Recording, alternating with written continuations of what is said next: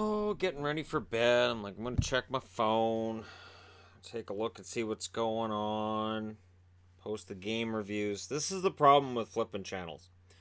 When I'm watching games at night, I flip around to channels and go, all right, this looks like the good game to watch, and I settle in and I watch a lot of one game is what I'll end up watching. So out of tonight, let's see, I watched Winnipeg Rangers, which you saw on the live stream.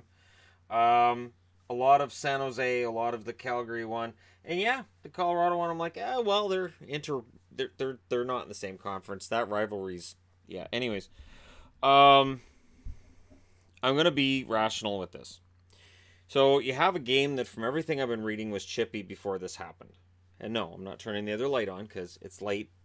I wanted to go to bed, but and I was going to talk about this in the morning, and I thought, you know what? No, this is an incident that everybody's talking about and everybody's upset.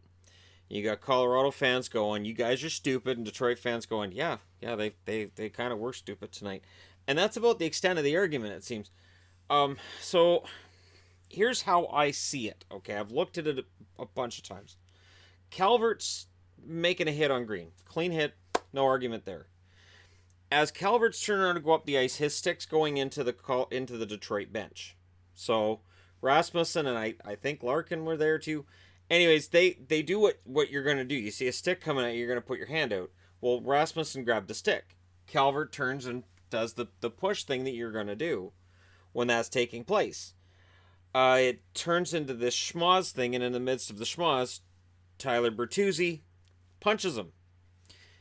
Now, where Bertuzzi's going to be in trouble is if you just glove hand somebody like this, like, get the hell out of my bench. You know what? Back in the 80s, nobody would have said a word, as whatever. But you take your glove off, you punch somebody with a bare fist, and then you quickly put your glove back on when the referee's coming over. You better bet they're going to see it. They didn't. Nobody saw anything. And that's part of it too. Is when, I'm not getting alerted there's a bunch of power plays. That's kind of something because I'm on the phone. I'm going with the live feed, and I'm going, all right, which games? Oh, there's a bunch of power plays there. I better go over and see what's going on there. Because I have this thing where when I'm just flicking, I miss all the goals. I'm guaranteed to miss every single goal. If subscribers want to come over and see it in action, it's a thing. It happens, and it's frustrating. I'm like, seriously, I just missed a goal. I turned it off for 3 seconds. Anyways, here's how I see it. After they grab the stick, Calvert turns and pulls it, tries to spear into the bench. Okay? Which I don't blame Calvert on. That spear is directed, it's right near Bertuzzi. Bertuzzi does the punch at that point. This in no way, I don't understand this. People saying, apple doesn't fall far from the tree. Look, I told you guys early in the season that Tyler Bertuzzi would end up being one of the, if not the most hated player in the National Hockey League. And we're there. Now, the fact that, and before people say, well, you're forgetting an important point. No, I'm not. Calvert's on the ice. They're on the bench. What should have happened is simple. Calvert's stick swings around, getting too close to people. People put their hands out, bounce that stick right back out. If Rasmussen grabs it, he lets it go. Nobody else grabs on. A stick does not require more than one player to grab it. Now, in the heat of the moment, it's possible more than one guy grabs it. You let it go. And then any kind of fighting that's going on in front of the bench, you go, hey, guys, we can't get involved. We are not in the play. We are not off the bench. I'm not going to say, well, Bertuzzi's young, he'll learn. Because, again, and I've pointed this out before, where even when a kid's a rookie at the National Hockey League level, they've played hockey before, and they know the rules. So this isn't one of those, well, he's young. No. It was a boneheaded move. I think the fact that he throws a punch from the bench, I think the NHL will probably call and probably give him a fine. I think Larkin may receive a fine. Rasmussen, I don't see anything with Rasmussen to dignify it, and nothing happens to Calvert. Calvert's just trying to get his stick back. Yeah, it's just, that's just how things work. And we talk a lot about how there's not a lot of spirit and fight in the game. Well, there you go. A lot of spirit and fight between the Avs and the Detroit Red Wings, who no longer occupy the same conference. I don't see, and I mean, I went through the Reddit thread too, which I broke my own rule of don't go into Reddit. There's a lot of cap um just cap typing that, like, caps lock is your friend to bring like a couple of words in a sentence that you really want to punctuate to life. Caps lock is not a way of life.